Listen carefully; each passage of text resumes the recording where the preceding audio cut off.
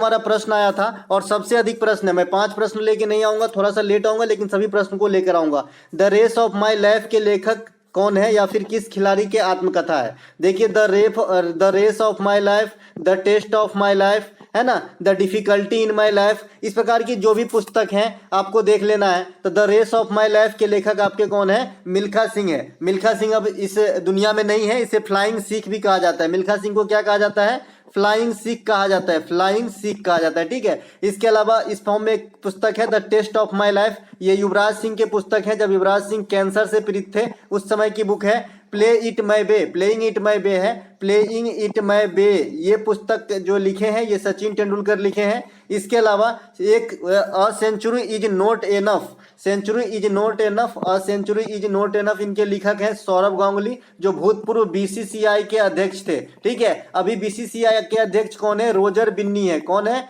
Roger Binni जो है वर्तमान में बीसीसीआई के अध्यक्ष हैं। 281 एंड बियॉन्ड के लेखक कौन है? बीवीएस लक्ष्मण है। टेस्ट क्रिकेट में हाईएस्ट स्कोर है इनका ऑस्ट्रेलिया के खिलाफ। सनी डेज के लेखक कौन है? सुनील गावस्कर है। तो ये पुस्तक से क्वेश्चन देखने को मिले और जो एक्स्ट्रा फैक्ट बताऊंगा वहां से क्वेश्चन आएगी, तो आप लोग अच्छे से देखिएगा। अगला प्रश्न पूछा गया था कि अगस्त 2022 में प्रधानमंत्री नरेंद्र मोदी ने कहां पर एक कैंसर अस्पताल का उद्घाटन किया था? देखिए, करंट अफेयर जो है अगस्त 2022 से उठाना स्टार्ट किया, जैसा कि मैंने कहा था कि 5-6 महीने का पूछा जाएगा, है ना। तो यहां से अगस्त से पूछा रहा, 2 महीना और बैक कर लीजिए, 8 महीने करंट अफेयर पूछे जा रहे हैं। तो अगस्त 2022 में प्रधानमंत्री नरेंद्र मोदी ने मोहाली में होमी भाभा कैंसर अस्पताल का जो है इनॉग्रेशन किया था। ठीक है, तो प्रधानमंत्री के जो भी लेटेस्ट इनॉग्रेशन है पास्ट 6 मंथ में आपको जरूर देख लेना है। नवंबर 2022 में एशिया की सबसे बड़ी प्राइवेट अस्पताल अमृता हॉस्पिटल फरीदाबाद का उद्घाटन प्रधानमंत्री नरेंद्र मोदी ने किया है। देखिए, उद्घाटन में आपसे प्रधानमंत्री नरेंद्र मोदी को रेट करके 2 चीज पूछा जाता है। एक तो आपका अस्पताल से रिलेटेड जो भी बात है, दूसरी जो है जो भी कॉरिडोर से रिलेटेड बात है, जो भी कॉरिडोर है ना। तो इन दोनों को जो भी इनॉग्रेट किए हैं पीएम के द्वारा किया गया हाल फिलहाल पास्ट 6 मंथ में, आपको देख लेना है। अप्रैल 2023 में लेटेस्ट एम्स में जो एम्स का जो उद्घाटन असम में किए हैं, जो आपका उत्तर भारत का प्रथम पूर्वोत्तर का जो है प्रथम एम्स होगा, तो ये बात भी ध्यान रखना है। अक्टूबर 2022 में एम्स का ही उद्घाटन किए थे बिलासपुर हिमाचल प्रदेश के अंदर, तो इसे ध्यान रखना है। नवंबर 2022 में डोनीपोली हवाई अड्डा ईटानगर में है ना, तो इनका उद्घाटन किए थे, तो इनको भी ध्यान रखना है। नवंबर 2022 में प्रधानमंत्री ने अस्पताल का उद्घाटन किया था। इस प्रकार के प्रश्न जो है आपसे पूछे जा सकते हैं, जैसे कि अभी यहाँ पर पूछा गया है कि अगस्त में किस अस्पताल का उद्घाटन किया है, तो ये सिंपल के लिए मैंने लिख लिया है। अगला एक प्रश्न पूछा था जो मैंने कल ही बताया था, 1982 में एशियाई खेल कहां पर हुई थी? देखिए, मैंने कहा था भाई 1951 में नई दिल्ली नेशनल मतलब एशियाई गेम की शुरुआत हुई थी। ठीक है, और जो पहला एडिशन था नई दिल्ली में हुआ था। फिर द्वितीय बार एशियाई गेम कब हुआ इंडिया में, है ना, तो ये 1982 में नई दिल्ली के अंदर ही हुआ था द्वितीय बार। और मैंने साथ ही साथ में ये भी कहा था कि भाई राष्ट्रमंडल खेल हुआ है 2010 के ईस्वी के अंदर, और ओलंपिक खेल एक बार भी इंडिया में नहीं हुआ है, तो ये बात भी आपको ध्यान रखना है। अगला टारगेट जो अगला क्वेश्चन रहेगा एग्जामिनर का, ये रहेगा राष्ट्रमंडल खेल इंडिया में कब हुआ, इसे लिख के वीवीआई कर लीजिएगा। ठीक है, तो 2010 में हुआ है, और एशियाई खेल 2 बार हुआ है, एक तो शुरुआती एडिशन 1951 और दूसरी बार 1982। पिछला एशियाई खेल कहाँ हुआ है? तो पिछला एशियाई खेल आपका 2018 में हुआ था। ये आपका कहाँ पे हुआ है? इंडोनेशिया के अंदर हुआ है। 2022 में एशियाई खेल होना था चाइना के अंदर, लेकिन ये डिले है, इसीलिए 2023 में होगा चाइना के अंदर, ये भी आपको बता दिया हूं। और 2026 में जो इसके बाद होगा, ये जो अभी इस साल होगा 22 वाला चाइना में, और 26 में जो होगा ये जापान में होगा, जो मैंने कल बताया था करेंट सेक्शन से, और इसमें सारे एक्स्ट्रा फैक्ट कल के ही है। यहाँ पे मैंने कल का ही सीट ले लिया हूँ। ठीक है, कॉमनवेल्थ गेम 2022 में कहां पर हुआ है? बर्मिंघम इंग्लैंड में। यहाँ पे भारत 61 पदक प्राप्त करते हुए चौथा स्थान हासिल किया था, जिसमें गोल्ड की क्वांटिटी आपसे पूछा जाता है तो 22 गोल्ड थे, 16 आपका जो है रजत थे, और 23 आपका ब्रॉन्ज थे। ठीक है, इसके अलावा कॉमनवेल्थ गेम जो आगामी होगा 2026 ईस्वी के अंदर, ये ऑस्ट्रेलिया के अंदर होगा। ठीक है, अगला प्रश्न पूछा गया था चौसा का युद्ध कब हुआ था? देखिए, कल ही बताया ना, जब बताया था कि भाई बक्सर के युद्ध में अंग्रेज के तरफ से कौन लड़ रहे थे, तो आपका आंसर था हेक्टर मुनरो। देख लीजिएगा वीडियो कल वाला लेटेस्ट वाला। तो 1539 में चौसा का युद्ध होता है। ठीक है, ये किसके किसके मध्य होता है? तो मुगल बादशाह हुमायूं और कौन? शेर वंश के संस्थापक कौन? आपका शेरशाह सूरी, सूर वंश के संस्थापक। तो इन दोनों का जो है युद्ध हुआ था, 2 युद्ध हुआ था, चौसा का भी हुआ था और बिलग्राम का भी हुआ था। बक्सर का युद्ध कब होता है? 1764 में। मुगल बादशाह है ना शाह आलम द्वितीय, अवध के नवाब शुजा-उद-दौला तथा बंगाल का नवाब मीर कासिम, इन तीनों का सेना एक तरफ था और दूसरी तरफ अंग्रेज ईस्ट इंडिया कंपनी के हेक्टर मुनरो। इसके साथ क्या होता है? बक्सर का युद्ध कब होता है? 1764 में। इसी का एक छोटा सा भाई प्लासी का युद्ध है 1757 में, रॉबर्ट क्लाइव और किसके बीच? सिराजुद्दौला के बीच में। ठीक है। इस इलाहाबाद की संधि कब होती है पूछी जाती है, तो ये आपका 1765 में होता है। तो एक्स्ट्रा फैक्ट जरूर ध्यान रखें। पानीपत की 3 लड़ाई मैंने बताया, ये भी पूछे जाएंगे। 1526, 1556, 1761। 1526 में इब्राहिम लोदी और बाबर के बीच बाबर विजय, 1556 में अकबर और हेमू के बीच अकबर विजय, और 1761 में अहमद शाह अब्दाली और मराठों के बीच अहमद शाह अब्दाली विजय। तराइन की 2 लड़ाई हुई प्रमुख, तराइन की तीसरी लड़ाई भी हुई 1215 में, लेकिन इसे कोई नहीं पूछता है। आपको 2 लड़ाई याद रखना है, 1191, 1192। तो तराइन की पहली लड़ाई में मोहम्मद गोरी की हार और दूसरी में पृथ्वीराज चौहान तृतीय साहब को हार का सामना करना पड़ा था। चौसा का युद्ध अभी अभी जो पूछा गया था यहाँ पे 1539 याद रखिएगा। बिलग्राम का युद्ध 1540, शेरशाह सूरी और फरीद खां, या शेरशाह सूरी का ही नाम फरीद खां है, तो शेरशाह सूरी या फरीद खां और हुमायूं के बीच में। ठीक है। इसके अलावा अगला प्रश्न पूछा गया था विवेकानंद का वास्तविक नाम क्या है? देखिए विवेकानंद का वास्तविक नाम, और आपका जो आर्य वंश के संस्थापक हैं दयानंद सरस्वती, इसका वास्तविक नाम पूछा जाता है। ठीक है। तो ये दोनों क्वेश्चन मैंने बता रखा है भाई, है ना। तो एक अंदाजा आ जाता है कि क्या क्या एग्जाम में आता है। तो विवेकानंद का वास्तविक नाम नरेंद्रनाथ दत्त, और जो दयानंद सरस्वती है इनके वास्तविक नाम मूल शंकर थे। क्या थे?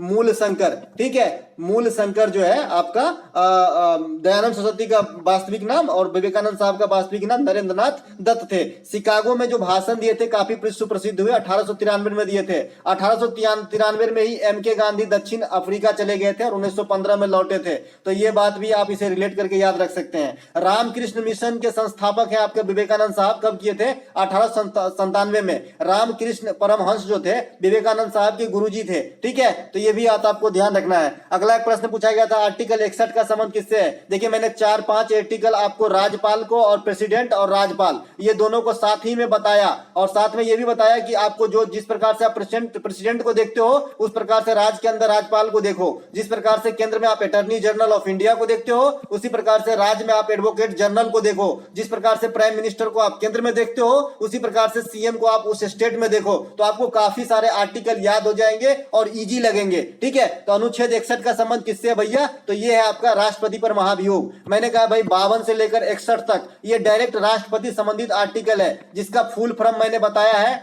पकानी कोका दियोदशम। अगर आप मेरा एनालिसिस पहले से फॉलो करते हैं तो इसको बखूबी जानते होंगे, पकानी कोका दियोदशम। इस प्रकार से इसका फुल फॉर्म है। 52 से 61 पे बैठा लो। 52 का प, तो प से मतलब पद, का से मतलब कार्यपालिका का प्रधान, इस प्रकार से। तो लास्ट में क्या आ गया मसम में? म आ गया, तो म 61 नंबर पे आएगा। तो 61 मतलब महाभियोग, 100 से शपथ, है ना। तो इस प्रकार से पकानी कोका दियोदशम 52 से 61 तो लेकर जो है राष्ट्रपति संबंधित है, जिसमें 61 का क्या है? महाभियोग। अब ये महाभियोग क्या होता है? तो राष्ट्रपति को हटाने की प्रक्रिया होता है। ठीक है। अनुच्छेद 123 में क्या है? राष्ट्रपति का अध्यादेश। उसी प्रकार से राज्य में राज्यपाल भी अध्यादेश जारी करते हैं। आर्टिकल 213, इसे याद रखने के तरीके मैंने क्या बताया है? 1-2 को अपना स्थान रिप्लेस कर दो। 1, 2, 3 में 1-2 को स्थान रिप्लेस करेंगे तो 213 हो जाएगा। तो 213 राज्यपाल का है और 123 राष्ट्रपति का है। आर्टिकल 52 कहता है एक राष्ट्रपति होंगे जो देश के सर्वोच्च नागरिक भी है ना। इसके अलावा अनुच्छेद 153, इसमें 101 ऐड करना है, 153 हो जाएगा। राज्यपाल का पद जो है आपका आ जाएगा निकल के। अनुच्छेद 72, ये राष्ट्रपति को क्षमादान का अधिकार है, किसी भी कदाचार सिद्ध व्यक्ति को क्षमा कर सकते हैं। उसी प्रकार से राज्यों में राज्यपाल के पास भी है 161 के थ्रू। ठीक है। तो सभी राष्ट्रपति और राज्यपाल को एक बार समझे, महान्यायवादी एडवोकेट जनरल को एक बार समझे, है ना। इसी प्रकार से आपका जो है प्राइम मिनिस्टर और सीएम को एक साथ समझे, काफी चीजें आसान लगने लगेगी। अगला एक प्रश्न पूछा गया था, देखिए आज डांस से 3 प्रश्न पूछे गए हैं। डांस से जो है 3 प्रश्न, आर्ट एंड कल्चर लोकप्रिय सेक्टर है एसएससी का, यहां से 3 प्रश्न पूछे गए हैं।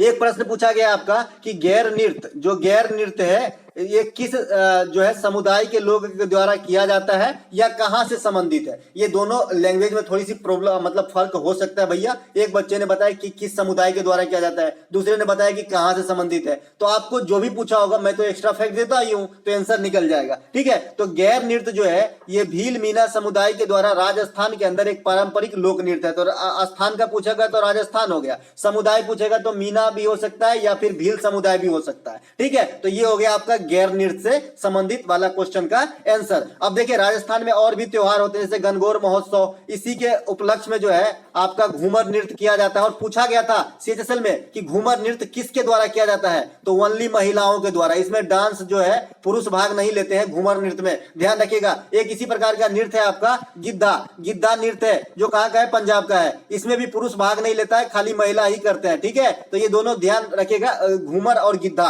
इन दोनों में खाली महिला ही भाग लेते हैं। तो अभी जो अगला है गणगौर महोत्सव पे थे, इसी में आपका घूमर किया जाता है जिसमें महिला डांस करता है, गिद्धा में भी खाली महिला डांस किया जाता है। गिद्धा कहाँ का है भाई, पंजाब का है। एक भांगड़ा भी पंजाब का है जिसमें खाली पुरुष ही भाग लेते हैं डांस में, ठीक है। राजस्थान के मीना समुदाय के द्वारा घूमर नृत्य किया जाता है गणगौर महोत्सव के आयोजन पर, ठीक है। राजस्थान के जो अन्य त्योहारों में है ये आपका गणगौर तो बता ही दिया। कलबेलिया एक नृत्य है, इसे सपेरों का नृत्य कहा जाता है, राजस्थान के अंदर होती है, तो इसे भी बात ध्यान रखेंगे। इसके अलावा जो अगला प्रश्न पूछा गया था कि नृत्य से कि करगम लोक नृत्य किस राज्य से संबंधित है। देखिए करगम कर्मा, करगम कर्मा ये ज्यादा पूछा जाता है क्योंकि इधर का जो लोक नृत्य है वो तो रेलवे में एग्जाम दे दे के सबको याद हो गया है, लेकिन ये कम पूछे गए हैं इसीलिए इन्हें पूछा जाता है ताकि लड़के बच्चे कंफ्यूज करे। देखिए करगम जो है ये तमिलनाडु से संबंधित है, और जो कर्मा जो है, कर्मा हो गया, सुआ हो गया, है ना, कर्मा हो गया, सुआ हो गया, राउत नाचा हो गया, ये सब छत्तीसगढ़ का है। तो ये टॉप पे रहता है छत्तीसगढ़ लोक नृत्य में। पंडवानी हो गया,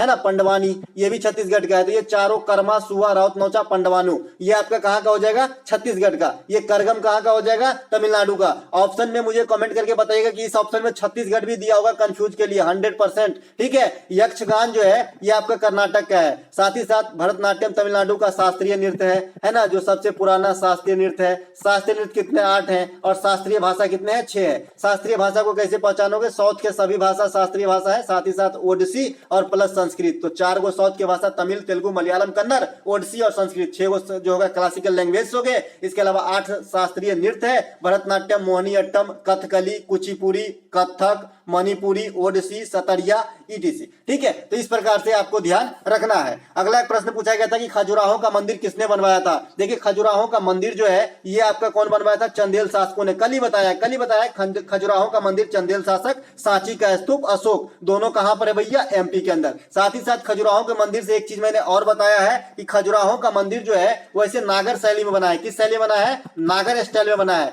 नागर स्टाइल नॉर्थ इंडिया के जो भी मंदिर है नागर स्टाइल में बनती है, और साउथ भारत के जो भी मंदिर है ये आपका किसमें, द्रविड़ शैली में बनाया जाता है जनरली, ठीक है। लेकिन जो खजुराहो का मंदिर है ये सिर्फ नागर शैली में ही नहीं बना है, ये नागर के साथ साथ पंचायतन शैली में बना है। लेकिन आपको आंसर अगर शैली पूछता है तो नागर ही देना है, क्योंकि खजुराहो का मंदिर मैंने बताया भाई एक मंदिर नहीं है, कई मंदिरों का समूह है, कई मंदिरों का समूह है। तो ऐसे में जो है अधिकांश मंदिर को स्टाइल कौन सा दिया गया है, नागर। तो आपको आंसर कौन देना है, नागर, ठीक है। इसके अलावा सांचू का स्तूप कहां पर है, यह अशोक ने बनवाया था। तो ये मध्य प्रदेश के सांची नामक गांव में है। मध्य प्रदेश में सांची मिल्क भी चलता है, जैसे बिहार में सुधा मिल्क चलता है, महाराष्ट्र गुजरात में मदर डेयरी चलता है, उसी प्रकार से, ठीक है। इसके अलावा बृहदेश्वर मंदिर जो है ये कहां पर है, तंजौर में है। तंजौर कहां है, तमिलनाडु के अंदर। राजराज प्रथम ने बनवाया था, चोल शासक थे, ठीक है। तो ये मंदिर भी ध्यान रखेंगे। लिंगराज मंदिर भुवनेश्वर में रखेंगे। पालीताना का जैन मंदिर आपका गुजरात में रखेंगे। माउंट आबू पे जो आपका दिलवारा का मंदिर है जैन धर्म से संबंधित है, राजस्थान में है। तो इस प्रकार से कुछ मंदिरें हैं जो आपको ध्यान रखना है, क्योंकि यहाँ से भी क्वेश्चन आ रही है। इसके अलावा एक प्रश्न पूछा गया था कि इनमें से कौन सा चट्टान का एक प्रकार नहीं है। देखिए चट्टान का प्रकार जो नहीं है इसमें से ऑप्शन दिया गया था चुंबकीय चट्टान। देखिए आग्नेय चट्टान हो गया, अवसादी चट्टान हो गया,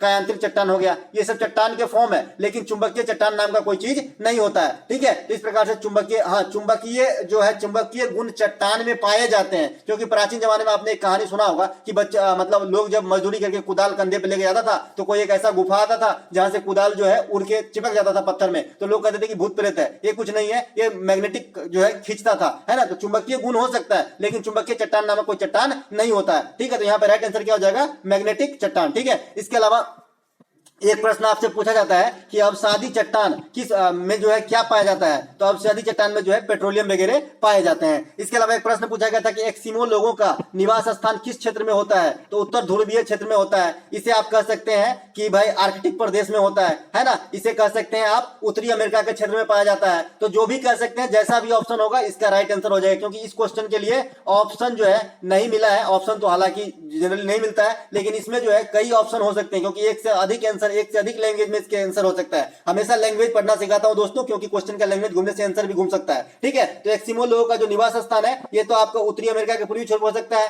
या फिर आर्कटिक प्रदेश में हो सकता है, तो कोई भी आंसर हो सकता है। अब इसका एक क्वेश्चन इससे पूछा जाता है कि जो एस्किमो लोग घर बना के रहते हैं, यानी तंबू नुमा एक घर होता है, झोपड़ी टाइप का, इस प्रकार से घर होता है, यहाँ से एक रास्ता होता है जाने का, ठीक है, इस प्रकार से, और ये बर्फ के बने होते हैं। किसके बने होते हैं? बर्फ के बने होते हैं। तो इसे क्या कहते हैं भैया? इसे कहते हैं इग्लू। क्या कहते हैं? इग्लू। ये गुंबद नुमा घर होता है, इसे कहते हैं इग्लू। इसी में ये लोग रहते हैं अपने आप को गर्म रखने के लिए। ठीक है, अगला प्रश्न हमारा, निम्नलिखित में से अशोक के प्रांतीय क्षेत्र कौन से नहीं थे? देखिए अशोक के 4 प्रांतीय क्षेत्र है। कितने प्रांतीय क्षेत्र है? 4 प्रांतीय क्षेत्र है। तोसली, तोसली कहां पे भैया? कलिंग में। ये जो है कलिंग नरेश खारवेल की राजधानी भी हुआ करते थे तोसली। ठीक है, खारवेल की राजधानी भी तोसली हुआ करता था। इसके अलावा उज्जैन आप जानते हैं महाकालेश्वर बाबा को, है ना, मध्य प्रदेश के अंदर है। स्वर्ण नगरी, है ना, इसके अलावा तक्षशिला। तो ये 4 जो है आपका अशोक साहब का जो है क्या था, मतलब प्रांतीय क्षेत्र थे। इसके अलावा एक ऑप्शन में दिए होंगे जो आपको राइट आंसर करके आना होगा। मौर्य सम्राट अशोक किससे संबंधित है? कलिंग युद्ध। कलिंग युद्ध कब होता है? 261 बीसी में। ठीक है, इसके अलावा मौर्य साम्राज्य को क्या कहा जाता है? देवनाम प्रियदर्शी कहा जाता है। क्या कहा जाता है? देवनाम प्रियदर्शी कहा जाता है। शिलालेखों का प्रचलन कहां से होता है? अशोक के समय से होता है। अशोक के शिलालेख को दिल्ली उठा के कौन ले जाता है? फिरोज तुगलक ले जाता है। कौन ले जाता है? फिरोज तुगलक ले जाता है। अशोक अपने पुत्र और पुत्री को कहां भेजे थे बौद्ध धर्म के प्रचार के लिए? श्रीलंका भेजे थे। ठीक है ना, कहां भेजे थे? श्रीलंका भेजे थे। अशोक ही एक ऐसा शासक है जो सबसे जो है मतलब इसके काल में जो है बौद्ध धर्म काफी फले फूले। ठीक है, इसके अलावा धर्म को अपनाने वाला मतलब मौर्य साम्राज्य कौन है? तो अशोक है। ठीक है, तो इस प्रकार से आप इसे ध्यान रखेंगे। अभी भी बताया था कि सांची का स्तूप भी बनवाया था अशोक, तो ये बात भी ध्यान आपको रखना है। चलते हैं आगे। अगला प्रश्न पूछा गया था वॉर एंड पीस के लेखक कौन है? तो लियो टॉल्स्टॉय जो है वॉर एंड पीस के लेखक है। एक प्रश्न और आया था कि कांग्रेस के पहला अधिवेशन कहां पर हुआ था? देखिए जो क्वेश्चन में बहुत सारे एक्स्ट्रा फैक्ट दे दिया हूं उसमें एक्स्ट्रा फैक्ट नहीं दूंगा, क्योंकि पीडीएफ भी आपके पास पहले से, टाइम क्या किल करना है ना। तो कांग्रेस के पहला अधिवेशन कहां पर हुआ था? मुंबई में हुआ था। कहां पर हुआ था? गोकुल दास तेजपाल संस्कृत विद्यालय के अंदर। उसकी अध्यक्षता कौन कर रहे थे? डब्ल्यू.सी. बनर्जी, यानी भीमोमेश चंद्र बनर्जी। कांग्रेस के पहले मुस्लिम अध्यक्ष कौन हुए? बदरुद्दीन तैयब जी। कौन हुए? बदरुद्दीन तैयब जी। कहां पर अध्यक्षता संभाले थे? मद्रास के अंदर। कौन से अधिवेशन थे? तीसरा। कब होती है? 1887 में। इसके अलावा कांग्रेस के प्रथम महिला अध्यक्ष कौन थे? Annie Besant. कब किए थे? 1917 में। कब किए थे? 1917 में। देखिए एनी बेसेंट भारत में जो है थियोसॉफिकल सोसाइटी का नाम सुने, तो इसे लाने का श्रेय एनी बेसेंट को ही दिया जाता है ना। इसके अलावा कांग्रेस के लाहौर अधिवेशन 1929 इंपोर्टेंट है, क्योंकि इसमें स्वराज की मांग किया गया था। स्वराज की मांग किया गया था। अध्यक्षता कौन किए थे? जवाहरलाल नेहरू। कांग्रेस के 1916 अधिवेशन लखनऊ में होता है, जिसमें जो गरम दल और नरम दल फूट पड़ गए थे, एक हो गए, है ना। अंबिका चंद्र मजूमदार जो है अध्यक्षता संभाल रहे थे। अगला प्रश्न पूछा गया था भारत में सोने का खान कहाँ है? कोलार। बताओ भाई, केजीएफ बताओ ना, कोलार गोल्डफील्ड। इसके ऊपर 2-3 पिक्चर बन चुके हैं। ठीक है, खेतरी कहाँ है? तांबा के अंदर है। पन्ना कहाँ है? मध्य प्रदेश के अंदर है, यहाँ पे हीरा मिलता है। इसके अलावा झरिया कहाँ है? झरिया कहाँ है? झरिया है आपका कोयला खान। कहाँ पे है? झारखंड के अंदर। जादूगोरा में क्या मिलता है? यूरेनियम। कहाँ पर है? झारखंड के अंदर। देगाना खान कहाँ है? टंगस्टन, कल बताया, राजस्थान के अंदर। नेपानगर अखबारी कागज का खान कहाँ है? मध्य प्रदेश के अंदर। तो दोस्तों ये और भी प्रश्न है भाई। आर्टिकल 51 से संबंधित एक प्रश्न आया, एक बच्चे ने बताया। एक बच्चे बताया कि आपातकाल से संबंधित एक आर्टिकल आया है। कुछ बच्चे बताया कि आर्टिकल 14 भी आया है। बहरहाल इन तीनों में से जो भी आया हो, है ना, इन तीनों में से जो भी आया हो, मैं आपको तीनों बताता हूं यहाँ पे। ठीक है, आर्टिकल 51 मैंने कल ही बताया था। इसमें क्या है? इंटरनेशनल पीस और जो सिक्योरिटी है, अंतरराष्ट्रीय शांति और सुरक्षा को बढ़ावा देना है ना, या फिर बनाए रखना है ना। तो ये है आर्टिकल 51 में। अनुच्छेद 50 में क्या है? कार्यपालिका से न्यायपालिका का पृथक्करण। और ये क्यों जरूरी है ये भी मैं बताया हूं कि भाई सुप्रीम कोर्ट ही अगर सरकार की हो जाए तो हम आम जनता तो मर जाएंगे, क्योंकि सरकार जो मनमानी करेगा वो सुप्रीम कोर्ट को हाँ में हाँ मिलाएगा। इसीलिए कार्यपालिका से न्यायपालिका यहाँ पे पृथक्करण है। ये किस आर्टिकल में है? 50 में है। ठीक है, आर्टिकल 51 में क्या है? मौलिक कर्तव्य है। कब जोड़ा गया था? 1976 में। कौन सा संविधान संशोधन? 42वां। कितने प्रकार के? 10, लेकिन वर्तमान में कितने हैं? 11। कहां से लिया गया है? रूस से। कहां रखा गया है? भाग 4 के ए में, है ना, आर्टिकल 51 के ए में। समिति कौन सी थी? स्वर्ण सिंह समिति को अनुशंसा पे जोड़ा गया था। ठीक है, आर्टिकल 52 में राष्ट्रपति। इसके अलावा 352, 356, 360। 352 में राष्ट्रीय आपात, 356 में राष्ट्रपति शासन और 360 में वित्तीय आपात। समता का अधिकार अगर 14 पूछा गया होगा तो 14 में है समता का अधिकार। ठीक है, इसके अलावा जो राइट ऑफ इक्वलिटी है, समानता का जो अधिकार है, ये 14 से लेकर का 18 है, यानी 5 आर्टिकल है, 14, 15, 16, 17, 18। इसमें 14 में समता का अधिकार, 15 में कोई भेदभाव नहीं रंग, लिंग, जाति, नाम आदि के आधार पे, 16 में अवसरों की समानता, 17 में छुआछूत का अंत, 18 में उपाधियों का अंत। 19 से आपका प्रेस की स्वतंत्रता, इसमें भी अलग अलग है, भारत में कहीं घूमना टहलना, कहीं घर खरीदना, अभिव्यक्ति करना, शांतिपूर्ण ढंग से जो है बैठक करना, है ना, इस प्रकार से। शोषण के विरुद्ध अधिकार 23, 24 है, 23 में बलात्कार पे रोक है या मानव तस्करी पे रोक है, 24 में जो है बाल श्रम पे निषेध है, इसके तहत 14 वर्ष से कम उम्र के बच्चे को कल कारखाने पे नहीं लगाया जाएगा। 25 से 28 धार्मिक स्वतंत्रता है और संवैधानिक उपचारों का अधिकार, आर्टिकल 32 ऐसे भीमराव अम्बेडकर ने संविधान का माता कहा था। एक प्रश्न पूछा गया था, मैं पहले भी पढ़ा के रखा हूं, है ना, कोई दिक्कत नहीं है जी, अधिकांश प्रश्न पढ़ाया हूं, है ना, आप लोग खुद ही कमेंट करके बताएंगे अभी जब वीडियो देखेंगे। किस प्रकार की कोशिका में केंद्रक झिल्ली उपस्थित होता है? देखिए इसमें प्रोकैरियोटिक और यूकैरियोटिक आपके ऑप्शन में दिए गए थे। मैंने एक बात आपको कहा है कि जो भी कोशिका में प्रोकैरियोटिक होता है इसे आप हल्का मान लीजिए, इसे गरीब मान लीजिए, ये गरीब कोशिका है, ये आपका गरीब है, ठीक है, और यूकैरियोटिक जो है ये अमीर है। तो आपको मोटे मोटे पे अंदाजा लग जाएगा। जो चीज भी नहीं होना का 90% किसके फेवर में जाता है? प्रोकैरियोटिक के फेवर में, और होना किसके फेवर में जाता है? यूकैरियोटिक के फेवर में। यहाँ पे आप अंतर विभेद कर पाएंगे, एक को पढ़िए दूसरा को जान लीजिएगा, ठीक है। प्रोकैरियोटिक कोशिका में केंद्रक झिल्ली नहीं होता है, मतलब यूकैरियोटिक में होता है, ठीक है। इसलिए यहाँ पे पूछा गया था कि केंद्रक झिल्ली किसमें होता है, तो यूकैरियोटिक यहाँ पे राइट आंसर हो जाएगा। प्रोकैरियोटिक कोशिका में माइटोकॉन्ड्रिया भी नहीं होती, मतलब यूकैरियोटिक में होता है। माइटोकॉन्ड्रिया क्या कहते हैं? एनर्जी ऑफ, है ना, कोशिका का पावर हाउस। इसके अलावा जो है आपका प्रोकैरियोटिक में केंद्रक झिल्ली, लाइसोसोम, गोल्जी काय अनुपस्थित रहता है। तो देखिए यूकैरियोटिक में केंद्रक झिल्ली भी होगा, लाइसोसोम भी होगा और गोल्जी काय भी होगा।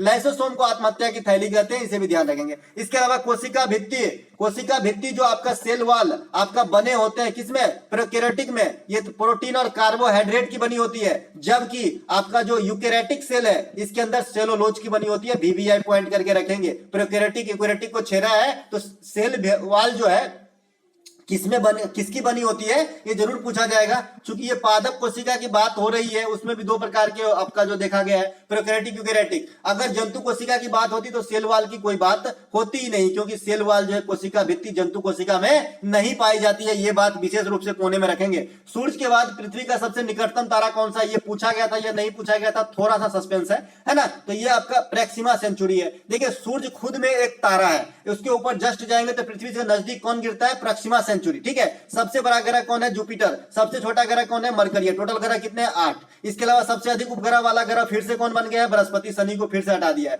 शनि के चारों ओर क्या पाया जाता है? रिंग पाया जाता है, हिंदी में इसे बलय कहते हैं। अगर आप शनि का इमेज देखेंगे तो इस प्रकार से कुछ बना होता है, ठीक है, रिंग पाया जाता है इसके चारों तरफ। इसके अलावा शनि का सबसे बड़ा उपग्रह टिटान है। सबसे कम समय में चक्कर लगाने वाला ग्रह बुध है। बिना उपग्रह वाला ग्रह बुध और शुक्र है। मॉर्निंग स्टार, इवनिंग स्टार पृथ्वी का बहन कौन है? शुक्र है। मंगल ग्रह को लाल ग्रह, पृथ्वी को नीला ग्रह और शुक्र को पीला ग्रह कहा जाता है। तो दोस्तों ये थे आज के फर्स्ट शिफ्ट में आए वीडियो, मतलब क्वेश्चन की एनालिसिस। अगर आपको अच्छा लगे तो जो है मतलब लाइक कर सकते हैं, चैनल पे पहली बार विजिट करें सब्सक्राइब कर सकते हैं, और आने वाले समय में अगर एग्जाम देने वाले तो एक्स्ट्रा फैक्ट जरूर ध्यान दें। मैं आपको ये पीडीएफ भी अपने टेलीग्राम टुडे एग्जाम पे प्रोवाइड करा दूंगा। मिलेंगे नए वीडियो में, तब तक के लिए जय हिंद। में यहाँ पे पहले शिफ्ट में 7 से 8 प्रश्न मिले थे, इस दूसरे शिफ्ट में तो 9 प्रश्न मिले हैं। तो यहाँ पर आप देख लीजिएगा, जो मेरे बच्चे मेरे से पहले जुड़े हुए हैं वो खुद ही बताएंगे कमेंट करके। चलिए शुरू करते हैं। एक प्रश्न देखने को मिला था 1998 में कुचिपुड़ी नृत्य के लिए पद्म भूषण से किसे सम्मानित किया गया था। कल का जो लास्ट वीडियो है हमारा, उसमें एक क्वेश्चन मैंने रखा था कि भाई सोनल मानसिंह को पद्म भूषण से जो है कब सम्मानित किया गया था। तो ये इस फॉर्म में क्वेश्चन आपको देखने को मिला। तो ये आपका कौन है? वेम्पति चिन्ना। वेम्पति चिन्ना जो है ये आपका पद्म भूषण से सम्मानित किए गए थे कब? 1998 में, ठीक है। वेम्पति चिन्ना 1967 में साहित्य नाटक अकादमी फेलोशिप अवार्ड से भी सम्मानित किए जा चुके हैं। अब देखिए संगीत नाटक अकादमी में 2 प्रकार के पुरस्कार होते हैं। एक तो जनरल पुरस्कार होते हैं जिसमें आपका 1 लाख रुपए की राशि और एक प्रशस्ति पत्र और 1 साल प्रदान किया जाता है, और एक होता है आपका फेलोशिप अवार्ड। तो ठीक है, तो संगीत नाटक अकादमी में भी 2 प्रकार का पुरस्कार होता है, ये बात भी ध्यान रखेंगे। 1967 में वेम्पति चिन्ना को जो है दिया गया था। कुचिपुड़ी कहाँ का नृत्य है दोस्त? तो ये आपका आंध्र प्रदेश का है। कैसा नृत्य है? तो क्लासिकल डांस है, शास्त्रीय नृत्य है। शास्त्रीय नृत्य कितने हैं? 8 शास्त्रीय नृत्य है। और कुचिपुड़ी नृत्य के जो फेमस कैरेक्टर हैं ये रेड्डी फैमिली है ना। रेड्डी फैमिली जैसे राधा रेड्डी, राजा रेड्डी, है ना। तो ये सब कहाँ से से हैं, कुचिपुड़ी से जुड़े हुए हैं। इसके अलावा शास्त्रीय नृत्य 8 है, तो आज शास्त्रीय नृत्य से 2 क्वेश्चन पूछे गए हैं यहाँ पर। तो शास्त्रीय नृत्य 8 का नाम से सिर्फ यहाँ पे एक क्वेश्चन आपको बन जा रहा है, तो आप याद क्यों नहीं कर लेते? देखिए, भरतनाट्यम, मोहिनीअट्टम, कथकली, कुचिपुड़ी, कथक, ओडिसी, सतरिया, ये सभी के सभी जो है आपका क्या है, शास्त्रीय नृत्य है 8। ये कहाँ कहाँ के हो जाएंगे? तो भरतनाट्यम हो जाएगा भैया तमिलनाडु का, कथकली हो जाएगा केरल का, मोहिनीअट्टम केरल का, कुचिपुड़ी आंध्र प्रदेश का, कथक आपका नॉर्थ इंडिया का, ओडिसी नाम से स्पष्ट है ओडिशा का, मणिपुरी नाम से स्पष्ट है मणिपुर का, और सतरिया हो जाएगा आपका असम का। ठीक है, जब सतरिया पूछा जाएगा तो लंबा टाइम तक पूछा जाता है, क्योंकि ये लेटेस्ट वाला जो है आपका शास्त्रीय नृत्य है ना। इसके अलावा एक प्रश्न आपसे पूछा गया था, FRBM के फुल फॉर्म के शब्द F का क्या मतलब है? ठीक है, अच्छा, नृत्य से कुछ और बात ध्यान रखेंगे। जो भरतनाट्यम है इसमें भगवान शिव की पूजा की जाती है, जो आपका मोहिनीअट्टम है इसमें भगवान विष्णु की पूजा की जाती है ना। इसके अलावा जो आपका ये मणिपुरी है इसमें भगवान कृष्ण की पूजा की जाती है। जो बतुकम्मा त्योहार होता है तेलंगाना के अंदर मनाया जाता है, इसमें महागौरी की पूजा की जाती है, यानी पार्वती की पूजा की जाती है। तो ये सब कुछ है, यहाँ पे एग्जामिनर यहाँ तक जब लंबे समय में बैठे रहते हैं तो यहाँ तक भी पहुंच जाते हैं। इसके अलावा एक प्रश्न पूछा गया था, FRBM में फुल शब्द का F का फुल फॉर्म पूछा गया था। तो F का होता है आपका फिजिकल, क्या होता है? फिजिकल वित्तीय, है ना। Physical responsibility and budget management होता है इसका। फिजिकल का हिंदी जो है वित्तीय होता है। वित्तीय मतलब आप समझ रहे हैं ना, अर्थ वाला वित्तीय, पैसा वाला वित्तीय। जब आय से अधिक व्यय हो किसी देश या किसी मतलब गणतंत्र का, जब मान लीजिए जितना आय है 100 रुपये आमदनी है और 120 रुपये खर्च है, तो घाटा में तो जाना है ना। तो ऐसी स्थिति को क्या कहते हैं? राजकोषीय घाटा। क्या कहते हैं? राजकोषीय घाटा। तो ये भी कई बार सूत्र आपके एग्जाम में पूछा गया है, जो लगेगा कि।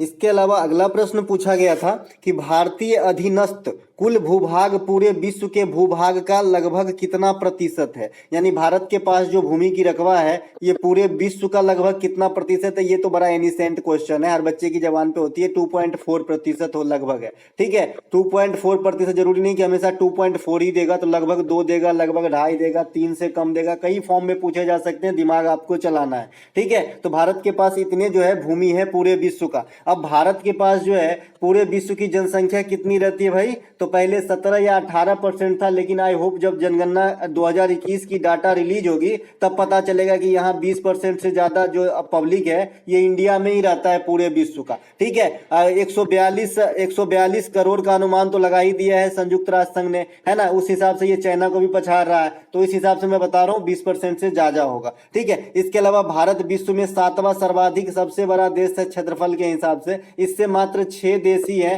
जो इससे बड़ा है क्षेत्रफल के हिसाब से, जिसमें सबसे बड़ा आपका रसिया है जो यूक्रेन को नाक में दम कर रखा है। इसके अलावा कनाडा है। कनाडा के बारे में क्या है आपको जानने योग्य कि दुनिया में सबसे बड़ी स्थलीय, सबसे लंबी स्थलीय सीमा वाला देश है कनाडा।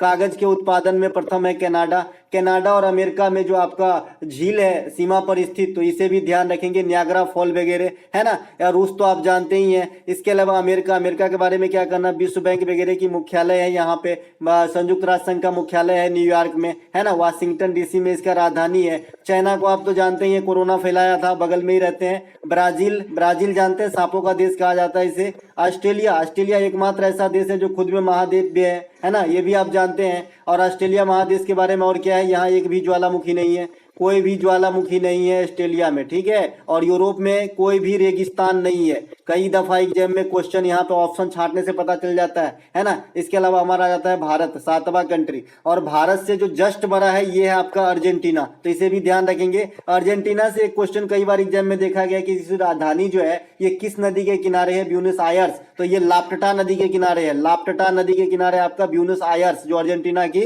राजधानी है ना। इसके अलावा अगला प्रश्न पूछा गया 2011 की जनगणना के अनुसार दिल्ली की साक्षरता दर क्या है, लिटरेसी रेट क्या है? देखिए, दिल्ली का साक्षरता दर 86.2 है। भैया जनगणना से 2 क्वेश्चन पूछे गए, और जनगणना 2011 का पूरा वीडियो जो है मैंने बना के एक चैनल पेज पे डाल दिया आज से 2-3 महीना पहले। CRPF के एग्जाम में करीब 20-25 हजार व्यू भी है, उसके जाके देख लीजिएगा, जनगणना से कोई क्वेश्चन नहीं छूटेगा। तो दिल्ली का लिटरेसी रेट 86.2 है। केंद्र शासित प्रदेश में सर्वाधिक जनसंख्या घनत्व भी कहाँ का है भाई? तो दिल्ली का है। ठीक है, तो जानते ही है ना ट्रेन कैसी जाती है दिल्ली। इसके अलावा देश में सर्वाधिक जनसंख्या घनत्व अगर स्टेट लेवल पे बात करें तो बिहार का है। पहले ये स्थान किसके पास था? पश्चिम बंगाल के पास 2011 की जनगणना के अनुसार, लेकिन अब बिहार के पास है और ये आंकड़ा बदलेगा भी नहीं कभी। इसके अलावा जनसंख्या घनत्व तो सबसे कम कहाँ की है? तो अरुणाचल प्रदेश की है। एक क्वेश्चन आपसे पूछा जाता है कि देश में सबसे कम जनसंख्या घनत्व वाला स्थान दिबांग घाटी जो कहाँ पर स्थित है? तो देखिए दिबांग घाटी जो है ये आपका अरुणाचल प्रदेश में ही स्थित है। ये अरुणाचल प्रदेश तो खुद में सबसे कम जनसंख्या घनत्व रखता है। वहां पर भी एक जगह है दिबांग घाटी,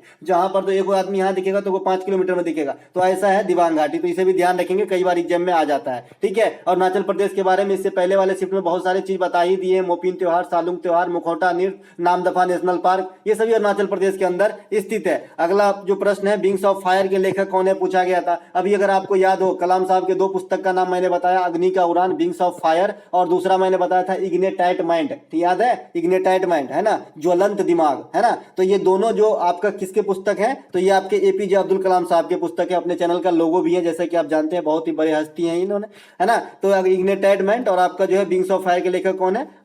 कलाम साहब है। भारत का मिसाइल मैन भी कहा जाता है कलाम साहब को। प्रथम वैज्ञानिक जिन्होंने राष्ट्रपति का पद संभाला इंडिया में, ये भी कलाम साहब हैं। इसके अलावा सुखोई जेट फाइटर में उड़ान भरने वाले प्रथम राष्ट्रपति कौन हुए? कलाम साहब। सेकंड राष्ट्रपति कौन हुए? तो प्रतिभा देवी पाटिल सिंह, जो प्रथम महिला राष्ट्रपति भी थी इंडिया की। तो ये सुखोई फाइटर में सेकंड राष्ट्रपति के तौर पर, प्रथम महिला राष्ट्रपति के तौर पर जो है उड़ान भरी थी। अभी अभी राष्ट्रपति द्रौपदी मुर्मू ने जो आपका असम में एक तेजपुर जगह है जो एयर स्टेशन है, वहां से सुखोई जेट में मतलब उड़ान भरी है। तो इस प्रकार से तीसरी राष्ट्रपति बनी है आपका फाइटर जेट में उड़ान भरने वाली मुर्मू साहिबा। तो इसे भी ध्यान रखेंगे, सभी बातों को साथ में लपेटते हुए चलेंगे, कुछ करना है तो लपेटना पड़ेगा। इसके अलावा अगला प्रश्न है, भरतनाट्यम किस राज्य से संबंधित है? शास्त्रीय नृत्य। देखिए मैंने अभी व्याख्या कर दिया था, 8 शास्त्रीय नृत्य, इसके बारे में कुछ कहना नहीं है। तो भरतनाट्यम तमिलनाडु से है, इसमें भगवान शिव की आराधना की जाती है। लेकिन एक क्वेश्चन आपसे पूछा जाता है कि फला नृत्य जो है किससे प्रेरित है? तो देखिए भरतनाट्यम जो है ये भरत मुनि के द्वारा लिखा गया किस किताब है? नाट्य शास्त्र। ये भी डायरेक्ट भी पूछता है कि नाट्य शास्त्र के लेखक कौन है ना।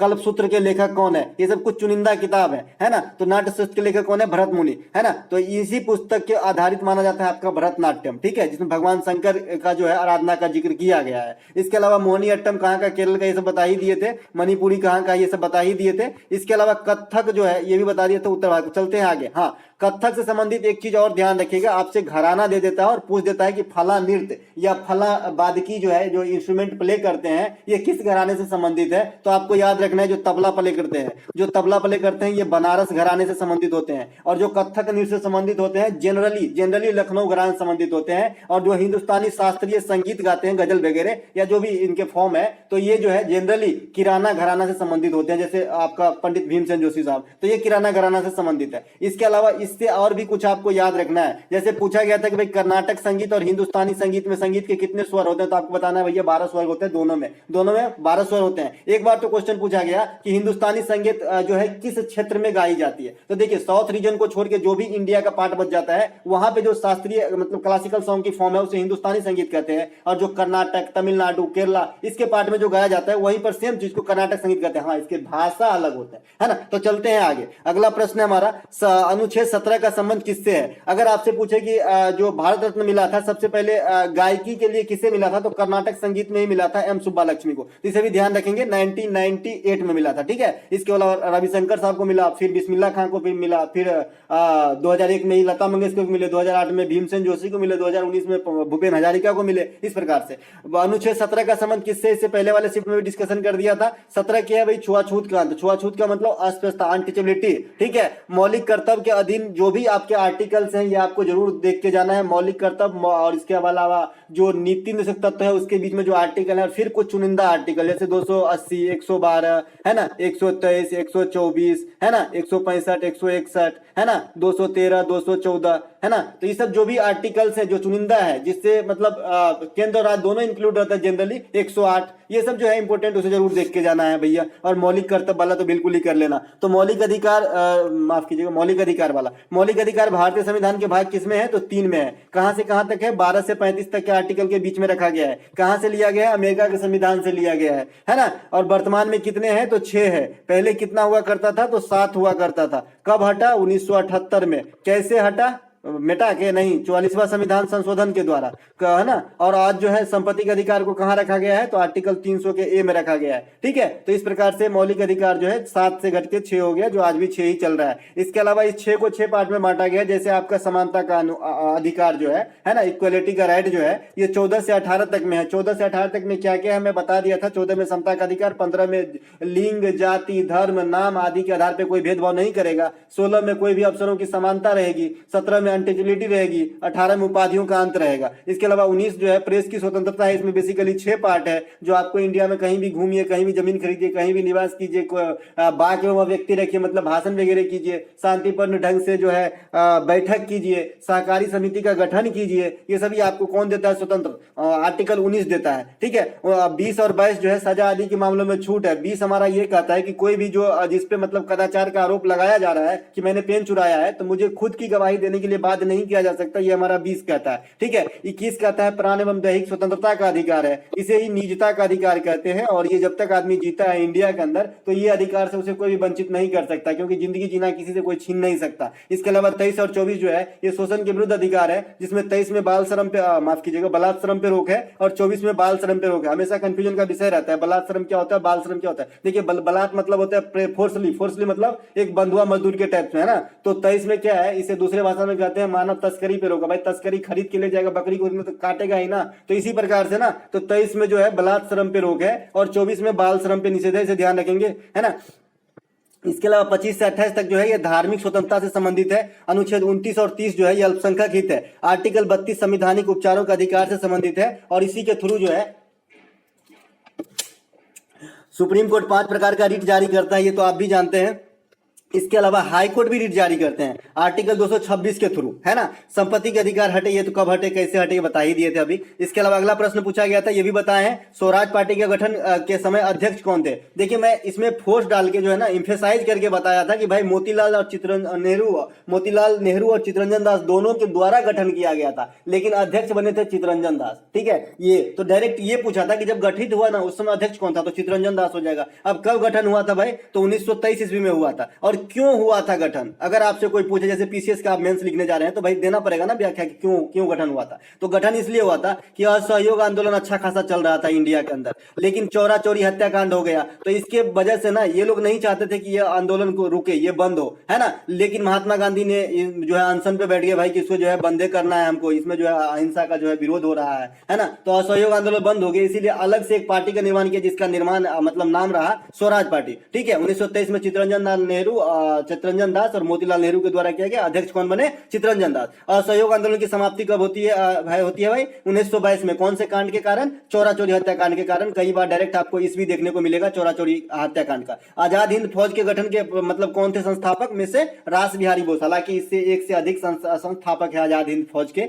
फॉरवर्ड ब्लॉक की स्थापना किसने किया था, सुभाष चंद्र बोस। रामकृष्ण मिशन की स्थापना विवेकानंद सर। इसके पहले विवेकानंद सर का ओरिजिनल नाम पूछा गया था नरेंद्र नाथ दत्त। इसके अलावा चंपारण सत्याग्रह संबंधित कौन व्यक्ति है भाई, महात्मा गांधी। और इसके अलावा खेरा आंदोलन से महात्मा गांधी। कोई बताएगा खेरा आंदोलन कब हुआ था, 1918 में हुआ था। और चंपारण सत्याग्रह कब हुआ था, 1917 में हुआ था। असहयोग आंदोलन कब हुआ था, 1920 में हुआ था। भारत छोड़ो आंदोलन कब हुआ था, 1942 में हुआ था। दांडी मार्च कब हुआ था, 1930 ईस्वी में हुआ था। पूना पैक्ट कब हुआ था, 1932 में हुआ था। गांधी इरविन समझौता कब हुआ था, 1931 में हुआ था। तो इस प्रकार से फ्लो में आनी चाहिए। ठीक है, इसके अलावा जालियांवाला बाग हत्याकांड कब हुआ था, 1919 में हुआ था, है ना। जालियांवाला बाग कहाँ है पार्टिकुलर, ये भी पूछा जाता है। तो ये आपका अमृतसर में है। और गोली चलाने का आदेश जो है ये कौन दिया था, जनरल ओ डायर दिया था। जनरल ओ डायर को कौन टपकाया, उधम सिंह ने। तो इस प्रकार से भी आपको याद रखना है। अच्छा, इसके जांच करने के लिए कौन सी कमेटी का गठन किया गया था भाई, तो हंटर का। ठीक है, और इससे पहले ये किसके कारण जलियांवाला बाग हुआ था, तो रॉलेट एक्ट के कारण। बहुत बच्चे जो है ना उसको चटनी बना के खा जाते हैं मिला के। रॉलेट एक्ट क्या है और जो है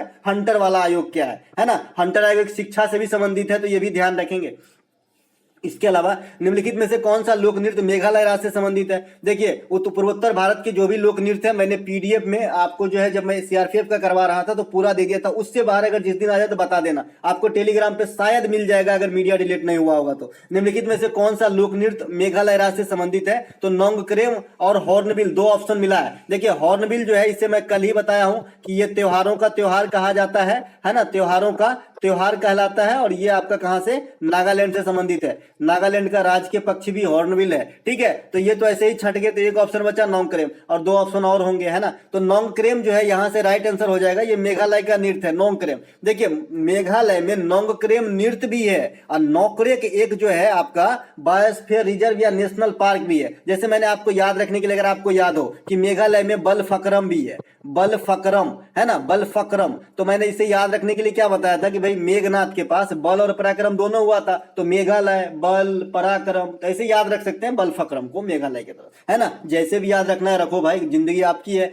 मेघालय की अन्य त्योहार जो है लाहो है, महोत्सव है, बांग्ला महोत्सव है, ये सब जो है आपका मेघालय का है। मेघालय में जो है सबसे अधिक बारिश होती है, इससे पहले भी बताया था मासिन राम में, इससे पहले चेरापूंजी में हुआ करता था, लेकिन वर्तमान में मासिन राम दुनिया के सबसे अधिक बरसात वाला स्थान है। अच्छा मेघालय में पहाड़ी भी है, गारो खासी जयंतिया, इसी कारण तो यहाँ पे ज्यादा बारिश होती है, तो ये भी ध्यान रखेंगे आप लोग, ठीक है। इसके अलावा मोपिन त्योहार, सोलुंग त्योहार, ये अरुणाचल प्रदेश में है ना। त्योहारों में अरुणाचल प्रदेश में एक युद्ध नृत्य होता है, इसे मुखौटा नृत्य भी कहते हैं, इसे क्या कहते हैं, मुखौटा नृत्य भी कहते हैं, ये भी आपका अरुणाचल प्रदेश के अंदर स्थित है। इसके अलावा नोकग्रेक, अभी मैंने समझाया नेशनल पार्क या इसे बायोस्फीयर रिजर्व के, ये कहाँ पे है, तो ये भी मेघालय के अंदर स्थित है ना। इसके अलावा अगला प्रश्न पूछा गया था वाकर कप का संबंध किससे, भाई गोल्फ से है। किससे है, गोल्फ से, गोल्फ, गोल लिखा गया है, अच्छा चलिए, गोल्फ से संबंधित है आपका वाकर कप, ठीक है। जयलक्ष्मी कप, रामानुज ट्रॉफी, ये टेबल टेनिस से संबंधित है, टेबल टेनिस से संबंधित है आपका रामानुज ट्रॉफी और जयलक्ष्मी कप, है ना। गोल्फ से संबंधित है आपका वाकर कप। एक क्वेश्चन कई दफा एग्जाम में वर्तमान में लेटेस्ट ट्रेंड में रहती है कि अदिति अशोक का संबंध किससे है ना, कई बार आपने देखा होगा। तो अशोक, अदिति अशोक का संबंध भी गोल्फ से है, ठीक है, गोल्फ से है ना। और एक आपका मिल्खा सिंह का पुत्र जीव मिल्खा सिंह, वो भी गोल्फ खेलते हैं, तो इन्हें भी ध्यान रखेंगे। Durand cup, robbers cup, Merdeka cup, ये तीनों के तीनों फुटबॉल से संबंधित है ना, जिसमें रोबर्स कप जो है काफी पूछा जाता है आपके एग्जाम के अंदर। नारंग कप, चड्ढा कप, अमृत दीवान कप बैडमिंटन से संबंधित है। ये इतने इंपॉर्टेंट नहीं है भाई, जो इंपॉर्टेंट नहीं है। इसके अलावा जो बैडमिंटन में आपसे पूछा जाता है थॉमस कप, उबेर कप। देखिए थॉमस कप, उबेर कप में जिस प्रकार से आपने गिद्धा और भांगड़ा का नाम सुना होगा, गिद्धा और भांगड़ा का नाम सुना होगा, आप टोटा लग रहा है ना, लगेगा, है ना। तो गिद्धा और भांगड़ा क्या है भाई, लोक मतलब नृत्य का फॉर्म है, कहाँ का है, पंजाब का है ना। तो इसमें क्या होता है कि गिद्धा के अंदर खाली फीमेल ही नृत्य करती है और भांगड़ा के अंदर खाली मेल ही नृत्य करता है, ठीक है। उसी प्रकार से थॉमस जो है ये खाली मेल ही खेलता है और उबेर कप जो है ये खाली फीमेल ही खेलता है ना। समझ गए चारों एक साथ, तो इसी प्रकार से ध्यान रखेंगे। और इस बार जो लेटेस्ट थॉमस कप है, ये इंडिया ने इतिहास रचा था, 2022 वाला थॉमस कप के विजेता इंडिया है, इंडोनेशिया को हरा के, तो इसे भी ध्यान रखेंगे। इसके अलावा आगा खां कप, काफी बार आपने एग्जाम में अटेंड किया होगा। Aga Khan cup, Rangaswamy cup, Beighton cup, ये सभी हॉकी से संबंधित है। साथ ही साथ मेजर ध्यानचंद जो ट्रॉफी है, ये भी आपके हॉकी से संबंधित है, क्योंकि हॉकी के जादूगर ही मेजर ध्यानचंद है ना। इसके अलावा अगला जो आपका ये 2022 में थॉमस कप जीता, ये तो बता ही दिया मौखिक रूप से। अगला प्रश्न हमारा वर्ष 2021 के लिए पैरा शूटिंग में किस जो है शूटिंग, मतलब माफ कीजिएगा, वर्ष 2021 के लिए पैरा शूटिंग के अंदर किसे मेजर ध्यानचंद पुरस्कार से सम्मानित किया गया था। तो काफी कॉमन क्वेश्चन है अवनी लखेरा को। अगर आपको याद हो कि 2021 में 12 व्यक्ति को दिया गया था, इस 12 व्यक्ति में से 2 को छोड़ दीजिए तो 10 व्यक्ति जो किसी न किसी रूप में ओलंपिक में भाग लिया था और कोई ना कोई पदक जीत के लाया था, उसी को दिया गया था, चाहे तो पैरा ओलंपिक में और चाहे तो मेन वाला ग्रीष्मकालीन ओलंपिक में जो टोक्यो के अंदर कराया गया था 2021 में, ठीक है। 20 वाला ओलंपिक 2021 में कराया गया था। यहाँ पे पदक वगैरह जो जीते थे, इसमें से 12 में से 10 ओलंपियन थे और 2 में से एक सुनील छेत्री और एक आपका मिताली राज। मिताली राज जो महिला क्रिकेटर है, इसके नाम से भी कई रिकॉर्ड है, जो सबसे पहले 10,000 रन तक पहुंचने वाली प्रथम महिला है मिताली राज, है ना। अब तो संन्यास ले ली है। इसके अलावा एक सुनील छेत्री जो भारतीय फुटबॉल टीम के जो है कोच भी मतलब कप्तान भी रहे थे, है ना। तो ये सुनील छेत्री को दिया गया था और एक आपका दिया गया था मिताली राज। ये आउटडोर के मतलब आउटसाइडर थे, बाद में की 10 ओलंपियन थे। इसमें से एक अवनी लखेरा भी जो शूटिंग खेल खेलती है ना, पैरा शूटिंग से संबंधित है। अवनी लखेरा जो है ये राजस्थान में बेटी बचाओ बेटी पढ़ाओ आंदोलन के जो है ब्रांड एम्बेसडर है। देखिए बेटी बचाओ बेटी पढ़ाओ जो इनकी शुरुआत पूछा जाता है आपका ईस्वी तो 2015 में हरियाणा से हुआ था, ये स्कीम है ना। वर्ष 2021 के लिए 12 खिलाड़ी को मेजर ध्यानचंद पुरस्कार दिया गया था। कौन कौन थे अभी भी बता दिया। और 2022 के लिए सिंगल पर्सन को दिया गया है शरद कमल को, ये टेबल टेनिस स्टार है जो अभी कॉमनवेल्थ गेम बर्मिंघम इंग्लैंड 2022 के अंदर हुआ था, यहाँ पे 4 पदक प्राप्त किया था, जो व्यक्तिगत रूप से सर्वाधिक पदक प्राप्त करने वाले व्यक्ति बने इंडिया के। इन 4 में से 3 तो खाली गोल्ड था और एक आपका सिल्वर था, है ना। तो इसी कारण से जो है इन बार का मेजर ध्यानचंद पुरस्कार एक ही आदमी को दिया गया, वो है शरद भारत कमल, ठीक है। इसके अलावा यह भारत क्या है भाई, हाँ, जो आपका मेजर ध्यानचंद पुरस्कार है, ये भारत में सर्वोच्च पुरस्कार है खेल के क्षेत्र में। जैसे भारत सरकार का सर्वोच्च जो पुरस्कार है भारत रत्न है, तो खेल में आ जाइए तो ये हो जाएगा मेजर ध्यानचंद, है ना। मेजर ध्यानचंद का पहला जो जब शुरुआती दौर था, जब 1991 में इसको शुरुआत किया गया था, तो इसका नाम राजीव गांधी खेल रत्न पुरस्कार था। बाद में ये मोदी सरकार के द्वारा इनका नाम बदल के मेजर ध्यानचंद पुरस्कार कर दिया गया। पंडित शिव कुमार शर्मा किससे संबंधित है बता रहे हैं, तो संतूर से संबंधित है। देखिए खेल के क्षेत्र में 2 पुरस्कार और ध्यान रखना है आपको, एक तो अर्जुन अवार्ड याद रखना है और एक आपको जो है द्रोणाचार्य पुरस्कार याद रखना है। जनरली यही तीनों पुरस्कार इंडिया में कॉम्पिटिटिव एग्जाम में चलती है खेल के क्षेत्र में, ठीक है। तो अभी अभी आपने मेजर ध्यानचंद देखा, और अर्जुन पुरस्कार इस साल के लिए 25 मतलब लेटेस्ट वाला जो है 25 आदमी को दिया गया है। और द्रोणाचार्य पुरस्कार जो है ये प्रशिक्षक को दिया जाता है 1985 से। इसके बारे में डायरेक्ट पूछता है द्रोणाचार्य पुरस्कार किसे दिया जाता है, तो बता दीजिएगा कोच को, ठीक है। पंडित शिव कुमार शर्मा का संबंध किस बात, संतूर से। देखिए संतूर से काफी कम कैरेक्टर है इंडिया के अंदर, तो पंडित शिव कुमार शर्मा और भजन सुपारी यही 2 फेमस कैरेक्टर हैं जो संतूर प्ले करते हैं। बिस्मिल्लाह खान साहब शहनाई बजाते हैं, अहमद अली हुसैन खान, अहमद अली अलग है भैया, हुसैन खान अलग है, ये भी शहनाई प्ले करते हैं। हरिप्रसाद चौरसिया, पन्नालाल घोष, राजेंद्र प्रसन्ना, राजेंद्र कुलकर्णी, बी कुंजमणि बांसुरी, ये सब बांसुरी प्ले करते हैं। पंडित रविशंकर साहब, निखिल बनर्जी, बुद्धादित्य मुखर्जी, बंदे हसन, ये सभी जो है आपका सितार प्ले करते हैं। अमजद अली खान कई बार पूछा गया है, सरोद अमजद अली खान, क्योंकि आपने असद अली खान का नाम भी सुना होगा जो बीना प्ले करते हैं, तो इसमें कंफ्यूजन बना रहता है। और खान साहब बहुत हैं आपके जो है प्लेयर, मतलब बहुत सारे जो आपके उस्ताद वगैरह होते हैं, आप तो जानते ही होंगे, कव्वाल वगैरह सुनते होंगे। तो अमजद अली खान, अली अकबर खान, विश्वजीत राय चौधरी, बुद्धसेन दासगुप्ता, ये सभी जो है सरोज से संबंधित है। 2011 की जनगणना के अनुसार जो है सबसे ज्यादा लिटरेसी रेट आपसे पूछा गया था, तो एकदम लल्लू सा क्वेश्चन है, तो केरल का है। यहाँ पे जो 2011 की जनगणना का ही डाटा आपको लेके जाना है एग्जाम में, क्योंकि जब तक ऑफिशियल रिलीज नहीं होती आपको जो है बहुत कम क्वेश्चन एग्जाम्स में देखने को मिलेगा कि जो सरकार रिलीज नहीं किया और आपसे पूछ रहा है, ठीक है। तो यहाँ पे कुल जनसंख्या नहीं पूछेगा कि आप, क्योंकि कुल जनसंख्या का नक्शा बदल चुका है। यहाँ पे 2011 के अनुसार लिंगानुपात और लिटरेसी रेट ही पूछ सकता है, तो लिटरेसी रेट आपका जो है कितना था 74.04, यहाँ पे 73 लिखा है, 74.04 कर लीजिएगा। इसके अलावा जनसंख्या घनत्व 382 और लिंगानुपात 943। तो दोस्तों ये थे आज के सेकेंड शिफ्ट में आए सभी प्रश्नों का एक गहन एनालिसिस। अगर आपको अच्छा लगता है और वास्तव में लगता है कि काम का है जो एक्स्ट्रा फैक्ट मैं देता हूं, तो लाइक कर सकते हैं। चैनल पे पहली बार विजिट कर रहे हैं तो सब्सक्राइब कर सकते हैं और अपने दोस्तों में शेयर करके हमें सपोर्ट भी कर सकते हैं। मिलेंगे एक नए वीडियो में, तब तक के लिए जय हिंद। बच्चे कमेंट कर रहे हैं कि एमटीएस के प्रैक्टिस सेट की वीडियो कहाँ है, तो देखिए एमटीएस एग्जाम एनालिसिस 2023 लिखा होगा वीडियो के थंबनेल पे, और ये एक नहीं 37 वीडियो है, 37 चैनल पेज पे जाके देखिए, ठीक है। हॉर्नबिल कहाँ का त्योहार है पूछा गया था, तो ये नागालैंड का, इसे पहले वाले शिफ्ट में बताया। हॉर्नबिल को क्या कहा जाता है भैया, त्योहारों का त्योहार कहा जाता है। क्या कहा जाता है, त्योहारों का त्योहार कहा जाता है आपका किसको, हॉर्नबिल को। उसी प्रकार से फूलों का त्योहार किसे कहा जाता है, फूलों का त्योहार कहा जाता है बथुकम्मा को, जो कहाँ का है, तेलंगाना का। तेलंगाना का बथुकम्मा जो होता है उसे फूलों का त्योहार, और हॉर्नबिल जो नागालैंड का होता है उसे त्योहारों का त्योहार कहा जाता है। तो इस प्रकार से नागालैंड आंसर हो गया। इसके अलावा यह कब मनाया जाता है, तो साल के दिसंबर माह में मनाया जाता है, ये भी मैं आपको बता के रखा हूं। इसके अलावा लाय हरोबा जो है त्रिपुरा के अलावा भी मनाया जाता है लाय हरोबा, लेकिन बेसिक की जगह जो है इसका त्रिपुरा है, तो त्रिपुरा राइट आंसर कीजिएगा। इसके अलावा बांग्ला महोत्सव ये भी नॉर्थ ईस्ट का, ये आपका मनाया जाता है मेघालय में। मेघालय में मैं बता दिया भैया, गारो खासी जयंतिया पहाड़ी है, मासिनराम सबसे अधिक वर्षा वाला स्थान है, मासिनराम है ना। बलफक्रम जो है रिजर्व है। इसके अलावा जो नोकरेक है, नोकरेक भी आपका नेशनल पार्क कहिए या बायोस्फीयर रिजर्व कहिए, ये भी मेघालय में है। तो ये सभी मेघालय के नाम से याद रखेंगे, नोकरेक, है ना। इसके अलावा सालुंग त्योहार, मोपिन त्योहार, ये दोनों अरुणाचल प्रदेश के अंदर मनाया जाता है। अरुणाचल प्रदेश के अंदर एक और रख लीजिएगा, लोसार त्योहार भी मनाया जाता है। लोसार त्योहार हिमाचल प्रदेश के अंदर भी मनाया जाता है। लोसार त्योहार लद्दाख के अंदर भी मनाया जाता है, क्योंकि लोसार त्योहार जो है ये बुद्ध धर्म से संबंधित यानी बौद्ध धर्म से संबंधित लोगों के द्वारा मनाया जाता है, तिब्बती बौद्ध धर्म के संबंधित लोगों का, ठीक है। तो ये जहां जहां रहेंगे इस समुदाय के लोग मनाया जा सकता है, तो आश्चर्य नहीं खाना है। ये लद्दाख, अरुणाचल प्रदेश और हिमाचल प्रदेश तीनों जगह मनाया जाता है आपका क्या, लोसार। एक लोसांग है ना, देखिए यहाँ पे लोसांग है, ये आपका सिक्किम में मनाया जाता है, और लोसार जो है ये तीनों स्टेट में मनाया जाता है, ठीक है। सरहुल त्योहार इंपोर्टेंट रहेगा आने वाले शिफ्ट के लिए, झारखंड में मनाया जाता है। झारखंड के अंदर आप जट जटीन को भी रख लीजिएगा। झारखंड के अंदर आप छऊ लोक नृत्य को रख लीजिएगा। झारखंड के अंदर आप पारसनाथ की चोटी को रख लीजिएगा।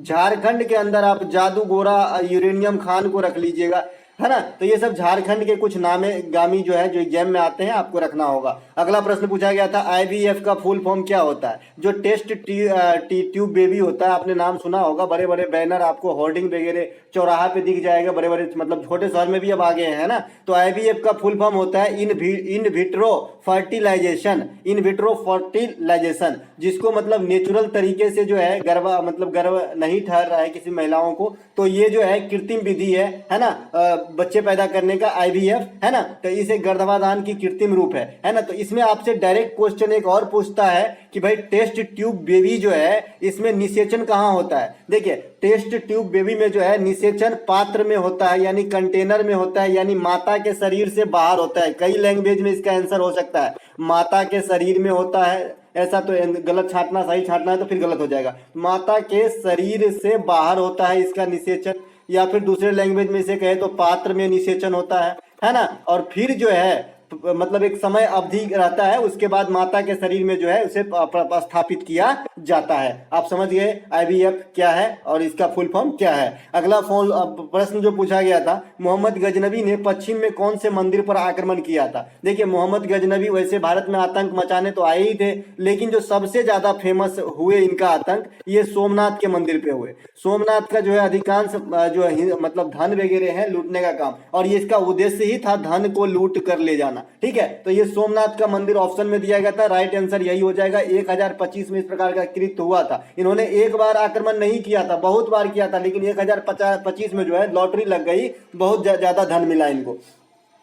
अगला प्रश्न, निम्नलिखित में से किस अनुच्छेद में राज्यों में समान साहिल सहायता वर्णित है। देखिए मैं सब दिन चर्चा करते आया हूं, ये ऑपरेशनल एक राज्य है गोवा। गोवा में हमेशा एक्टिव रहता है इस प्रकार का आर्टिकल 44। ठीक है, और मैंने कल ही बात करा और आज भी बात करा मैंने कि भैया देखिए यहाँ पे लिखा भी है, कल ही बताया कि जो भी 3 चीज का जो आर्टिकल है, एक तो आपका फंडामेंटल राइट का है, एफआर का है, फंडामेंटल राइट का है, मौलिक अधिकार का है ना, फंडामेंटल ड्यूटी का है, एफडी का है, मौलिक कर्तव्य का है, और जो आपका नीति निर्देशक तत्व है भाग 4 में 36 से 51। तो इसके बीच जो भी आर्टिकल्स इंपोर्टेंट है उसको तो आपको जवान पे रखना ही होगा। साथ ही साथ जो इंपोर्टेंट आर्टिकल जैसे वित्त आयोग का गठन, बजट का गठन है ना, राष्ट्रपति का ज्वाइंट सीटिंग, इसके अलावा राष्ट्रपति का अध्यादेश, राष्ट्रपति का क्षमादान, राष्ट्रपति पर महाभियोग है ना, तो ये सब जो कुछ आर्टिकल है आपको ध्यान रखना। एक बार दोहरा देता हूं भैया है ना, 112 बजट 280 वित्त आयोग, राष्ट्रपति द्वारा ज्वाइंट सीटिंग बुलाना 108, राष्ट्रपति का अध्यादेश 123, राष्ट्रपति पर महाभियोग 61 है ना 61, इसके अलावा राष्ट्रपति का क्षमादान 72 है ना। तो ये सब जो कुछ आर्टिकल है आपको ध्यान रखना होगा। चुनाव आयोग 324 है ना। तो ये जो इंपोर्टेंट आर्टिकल है, अगर आपने आर्टिकल में कमजोर अपने आप को फील कर रहे हो तो चैनल पेज पे जाना, आर्टिकल की वीडियो देख लेना, पूरी वीडियो बना के रख दिया हूं, 10,000 से ऊपर वाला व्यू होगा। आर्टिकल्स इससे अगर बाहर आ जाए तो मुझे बताना। दोस्तों अगर कोई भी आपको टॉपिक वाइज वीडियो चाहिए तो चैनल पे एक बार विजिट तो करके देखो। अगर नए हो तो, पुराने हो तो आप तो खुद ही जानकार हो इस चैनल के बारे में, क्या ही बताना है ना। तो देखिए यहाँ पे मैं चर्च करूंगा। 44 हो जाएगा इस क्वेश्चन के लिए राइट आंसर। 48 में गौ हत्या का निषेध है। 50 में मैं बार बार बता रहा हूं, ये क्वेश्चन काफी इंपोर्टेंट है कि आर्टिकल 50 क्या है। आर्टिकल 50 क्या है, कार्यपालिका से न्यायपालिका की जो शक्ति होती है उसमें पृथकीकरण है, अलगाव है। देखिए अगर ऐसा नहीं होता है ना तो किसी देश में अराजकता फैल जाएगा, जनता का कोई मतलब भाव ही नहीं रह जाएगा। गलती करे न करे, सजा अगर उनको देना है सरकार को तो हमको दे सकता है, क्योंकि कार्यपालिका और न्यायपालिका दोनों एक रहेगा। लेकिन अगर भिन्न रहेगा तो ये इसको इधर से खींचता है, ये इधर से इसको खींचता है। इसमें क्या होता है, पब्लिक खुश रहते हैं। ठीक है, अगला क्या है, अनुच्छेद 51। अनुच्छेद 51 में क्या है, अंतरराष्ट्रीय शांति और सुरक्षा को बढ़ावा देना, जो पीस है ना, जो सिक्योरिटी है इंटरनेशनल लेवल के आधार पे, उसकी रक्षा करना या बढ़ावा देना। आर्टिकल 51 के ए में मौलिक कर्तव्य है, जो 11 प्रकार के हैं वर्तमान में, रसिया के संविधान से लिया गया है, भाग 4 के ए में रखा गया, आर्टिकल 51 के ए में रखा गया। मौलिक कर्तव्य 1976 में जोड़ा गया था, 42वां संविधान संशोधन था उसका नाम, और स्वर्ण सिंह समिति था उसका नाम। लेकिन जब जोड़ा गया था तब 10 प्रकार का, बाद में 2002 में एक संविधान संशोधन होता है 86वां, इसी के तहत जो है मौलिक अधिकार और मौलिक कर्तव्य दोनों के रूप में शिक्षा संबंधित बातों को रखा गया था। तो इस प्रकार से 11 मौलिक कर्तव्य हो गए है ना। इसके अलावा अनुच्छेद 40 में क्या है भैया, ग्राम पंचायत। ग्राम पंचायत का गठन आर्टिकल 243 में है। ग्राम पंचायत से संबंधित 73वां संविधान संशोधन है ना। तो ये सभी बातों को ग्राम पंचायत के साथ में याद रखेंगे। अशोक मेहता समिति, बलवंत मेहता समिति, सादिक अली समिति, ये सभी ग्राम पंचायत से संबंधित है। भाग 9 ग्राम पंचायत से संबंधित है। 11वीं अनुसूची ग्राम पंचायत से संबंधित है। अरे लीजिए ना, कितना ले सकते हैं। स्टोर भंडार खोल दूंगा पिटारा आपके लिए, है ना, आपको वहां तक पहुंचाना है, कुर्सी तक, है ना। अनुच्छेद 39 का इसका क्या मतलब होता है? समान विधिक एवं न्याय निःशुल्क सहायता प्रदान करना, है ना। आर्टिकल 29 के ए में कहा गया है। और आप लोग मुझे जरूर बताइएगा जो एग्जाम दे के आए हैं, जो बच्चे नए हैं वो तो नहीं समझेंगे, लेकिन जो बच्चे मेरे से पिछले 2 महीने से एमटीएस का क्लास ले रहे थे और एग्जाम दिया, तो जरूर फायदा बताना या घाटा बताना भैया, जो आपके अपने दिल से आया हो वही बताना, है ना, कोई फेक फाक नहीं। मृणालिनी साराभाई का संबंध किस नृत्य से है? कल ही बताया भाई, भरतनाट्यम से। काफी सारे पुरस्कार के बारे में भी जिक्र कर लिया था और इससे भी। देखिए क्वेश्चन का जो ट्रेंड मैं बताया वही आ रहा है, एग्जैक्ट वही आ रहा है कि नहीं यार। देखो मृणालिनी साराभाई का संबंध जो है ये भरतनाट्यम से है ना, भरतनाट्यम। इसके अलावा भी ये नृत्य जानती है, लेकिन भरतनाट्यम ज्यादातर में फेमस है ना, भरतनाट्यम के अंदर। यामिनी कृष्णमूर्ति, ये भी भरतनाट्यम संबंधित है। सोनल मानसिंह भरतनाट्यम के साथ साथ ओडिसी भी जानती है। रुक्मिणी देवी अरुंडेल, ये भी आपके भरतनाट्यम से हैं। टी वाला सरस्वती, ये भी आपके भरतनाट्यम से है ना। पद्मा सुब्रमण्यम भरतनाट्यम से हैं, तो ये सभी भरतनाट्यम से हैं। और भरतनाट्यम खुद कहाँ का है भाई? तमिलनाडु का। कौन से देवी देवता संबंधित है? शिव भगवान से, यानी भगवान शंकर से। कहां से प्रेरित है? नाट्य शास्त्र से। नाट्य शास्त्र के लेखक कौन है? भरत मुनि। कौन है? भरत मुनि, है ना। इसे सभी शास्त्रीय नृत्य में सबसे पुराना माना जाता है। अब देखिए सोनल मानसिंह, यहाँ पे फिर से लिखा है। संयुक्ता पनिगिरी, है ना, और सुजाता महापात्रा, ये लेटेस्ट सीएचएसएल में आया हुआ नेम है, ये किसी किताब में नहीं मिलेगा लूसेंट पुसेंट में, ठीक है। सुजाता महापात्रा को जरूर ध्यान रखें, ये भी आपका जो है किससे? ओडिसी से संबंधित है। महापात्रा, है ना, गुरु केलुचरण महापात्र। तो महापात्र सरनेम को एक तरीके से रख लें कि भाई ये ओडिसी से संबंधित होता है, महापात्र सरनेम को। जिस प्रकार से हमने रेड्डी फैमिली को रख लिया है कुचिपुड़ी से, जिस प्रकार से हमने सिंह फैमिली को लगभग रख लिया है आपका हम कहां से? मणिपुरी से। जिस प्रकार से हम महाराज फैमिली को लगभग रख लिया है कथक नृत्य से। हाँ भैया, ऐसे ही रखना पड़ेगा एग्जाम पास करना है तो, है ना, क्योंकि भाई इतने बड़े कैरेक्टर हैं, हमको सब याद नहीं होता है, सब याद नहीं होता, तो ऑप्शन 2 को छाड़ देंगे, 2 को मिलाने के लिए हमें ये सरनेम अगर याद रहेगा तो काफी काम आ जाएगा। देखो जो भी रेड्डी फैमिली होता है उसे आप कुचिपुड़ी में लगा देना। याद है तो बहुत अच्छा, नहीं याद है तो डूबते का तिनके का सहारा, झावेरी बहन तथा जो सिंह सरनेम होता है ये आपका मणिपुरी में लगा देना। जो महापात्रा सरनेम होता है ये आपका ओडिसी में लगा देना। जो आपका महाराज सरनेम होता है, जैसे बिरजू महाराज, लच्छू महाराज, अच्छन महाराज, ये सभी जो महाराज हैं ये आपको इसको कथक से लगा देना है, ठीक है। चलते हैं आगे। अगला यही बात जो मैं बताया यही चीज यहाँ पे लिखा है, लेकिन एक चीज यहाँ पे देखने की बात है कि जो मालविका सरकार है ये भी काफी बार एग्जाम में पूछा जाता है, ये आपका कहां से है? कथक से संबंधित है। तो ये बात भी ध्यान रखें। कथक कहां का नृत्य है? उत्तर भारत का नृत्य है, ठीक है। अगला प्रश्न पूछा गया था कि लखनऊ समझौता जो है किसके बीच हुआ था, या लखनऊ समझौता कब हुआ था? दोनों में से क्वेश्चन आया है, चाहे दोनों में से कोई भी क्वेश्चन हो, आंसर आपको फुल मिलेगा, ठीक है। तो भारतीय राष्ट्रीय कांग्रेस और अखिल भारतीय मुस्लिम लीग के बीच में एक समझौता होती है, और इसी समझौता कहां पे होती है? कहीं रोड पे होती है? रोड पे नहीं होती है, रोड पे नहीं होती है। कांग्रेस की अधिवेशन चल रही होती है, लखनऊ अधिवेशन 1916, इसी में यह समझौता होती है। आपको याद होगा कि भारत में नरम दल और गरम दल में जो है कांग्रेसी नेता बंट गए थे। कहां पर? 1907 में। कहां पर? सूरत में। सूरत कहां भैया? सूरत सकल गुजरात के अंदर है। इसकी अध्यक्षता कौन कर रहे थे? रास बिहारी घोष कर रहे थे। तो इसमें जो नरम दल के नेता थे इसको कोई नहीं पूछता, लेकिन जो गरम दल के नेता थे इसका नाम भी पूछता है। तो इसका नाम था आपका लाल बाल पाल। कौन थे? लाल बाल पाल। लाल बाल पाल, लाल बाल पाल में आपका फुल फॉर्म पूछता है, तो लाल का हो जाएगा लाल का क्या हो जाएगा? लाला लाजपत राय। बाल का हो जाएगा बाल गंगाधर तिलक, और पाल का हो जाएगा बिपिन चंद्र पाल, ठीक है। तो ये जो गर्मा गर्मी पैदा हुआ सूरत में, ये कहां पे जाके एक हो गया, ठंडा हो गया, शरबत पी लिया 1916 में लखनऊ में। और उस लखनऊ की अधिवेशन की अध्यक्षता कौन कर रहे थे कांग्रेस की? अंबिका चरण मजूमदार। VVI करके रखेंगे। काफी बार बताया हूं कि जो कांग्रेस का अधिवेशन होता है या तो फर्स्ट पूछ लेता है, या आपका लखनऊ वाला पूछ लेता है, या 1929 का लाहौर अधिवेशन पूछता है। इतने ही तीनों चारों घुमा फिरा के पूछता रहता है ना, पता नहीं क्या मिलता है। इसके अलावा इस अधिवेशन में जो नेता सामने आए, मतलब समझौता करने के लिए, तो पार्टी का नाम हो गया जी कि मुस्लिम लीग की तरफ से और कांग्रेस की तरफ से। जो नेता आगे आए उनका नाम था मोहम्मद अली जिन्ना, जो आपके मुस्लिम लीग से थे, है ना। और ये इधर से जो आए कांग्रेस की तरफ से, ये थे आपका बाल, मतलब बाल गंगाधर तिलक जी। बाल गंगाधर तिलक 2 पुस्तक लिखे हैं, केसरी और मराठा। तो दोनों का नाम जरूर याद रखेंगे, केसरी और मराठा। उसके बाद स्वतंत्र भारत में देसी रियासत को मिलाने का काम जो है बाल गंगाधर तिलक ने ही किया है। दोस्तों आप लोग बताइएगा कि हमारा ये एक्स्ट्रा फैक्ट और एक्स्ट्रा पढ़ाने का जो ये है कैसा लगता है, जो बच्चे नए हैं, है ना। पुराने बच्चे तो जानते हैं। इसी अधिवेशन में गरम दल नरम दल एक हो गया था, बता दिया। इसके अलावा राष्ट्रीय मतदाता दिवस आपसे पूछा गया था। देखिए मैं जनवरी महीने का, फरवरी महीने का, दिसंबर महीने का और मार्च में जल दिवस और भी कुछ जो मार्च में है अंतर्राष्ट्रीय महिला दिवस,